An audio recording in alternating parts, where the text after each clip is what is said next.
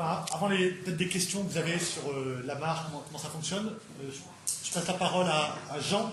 Donc Jean, c'est intéressant parce que ont été évoquées toute la collusion publique-privée. Donc Jean a une double casquette. Ça va être notre hôte à Cabriès, il va nous en parler. Mais il a aussi la casquette Anticor, c'est le responsable d'Anticor 13. Et donc, c'est vrai que dans notre région, la question de la collusion publique-privée, des promoteurs, enfin des liens entre les politiques et les promoteurs immobiliers, ces questions sont prégnantes et donc c'est bien qu'Anticor ait signé notre appel. Merci. Alors je pense, est-ce que je peux juste Ouais, d'accord. On fait très vite pour les questions là. Mais au niveau de Cabriès et d'Anticor, comme le disait Sébastien, j'ai la double casquette président d'une association qui a été créée sur Cabriès pour étudier tous les problèmes qui sont finalement les sujets d'Anticor qui ont lieu sur Cabriès. Et puis finalement, on s'est aperçu dans les cas comme quand on a décidé de voir pour la marche des cobayes, que très souvent on a des problèmes comme celui chez nous où le maire veut construire 133 logements à environ 150 mètres de 3 lignes à 400 000 volts. On a fait faire des relevés et les relevés sont alarmants. Le même maire qui avait dit il y a 3-4 ans avant l'élection qu'on ne pouvait pas construire sous des lignes à haute tension parce qu'on voulait faire une extension d'une école, il y avait déjà eu 2 cas de leucémie. Et puis on s'est aperçu petit à petit que bien souvent les problèmes de pollution comme là sont dus à des problèmes immobiliers, à des promoteurs, ceux qui sont sur le dossier de Cabriès sont connus pour avoir eu dernièrement un grand procès avec Hoffman & Broad, notre procès pour une modification de scène de crime. Ils ont plusieurs procès sur Marseille avec la ville. Et puis on peut retrouver un petit peu de partout en France des problèmes de décharge, des problèmes de pollution, des problèmes de rejet d'usine.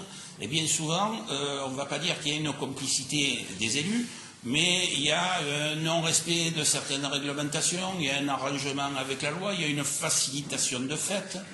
Il peut y avoir du lobbying directement à l'Assemblée, comme on pouvait en parler tout à l'heure avec le cas de Bouc-Bélier, où Alteo a certainement fait un gros forcing pour pouvoir continuer à faire ses rejets aussi bien sur Bouc. Donc on a décidé avec le groupe local 13 de faire remonter l'information sur Anticor National. Et on va essayer de faire en sorte que les différents groupes locaux puissent se joindre à la marche des cobayes tout au long de sa remontée vers Paris et ensuite vers Bruxelles. Super. Pour pouvoir essayer ne serait-ce que de communiquer. Et puis éventuellement, dans un deuxième temps, comme on a un pôle juridique qui est assez efficace, peut-être de temps en temps, quand certaines associations ont un problème d'étude, de voir si les autorisations qui ont été accordées l'ont été en respectant tous les cadres légaux, on pourra voir peut-être avec notre pôle juridique de rendre quelques services en analysant certaines décisions qui sont...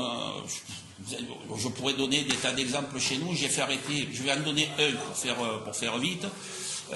J'ai eu un premier problème de décharge complètement illégale. Attends, pour les questions, peut-être qu'on fait... C'est juste pour expliquer la collusion entre les politiques et je vous le fais. On l'a fait arrêter. La deuxième qu'il y a eu, le maire l'avait autorisé. Le maire avait autorisé la constitution de Merlon sur 6 km sur une propriété de 870 hectares.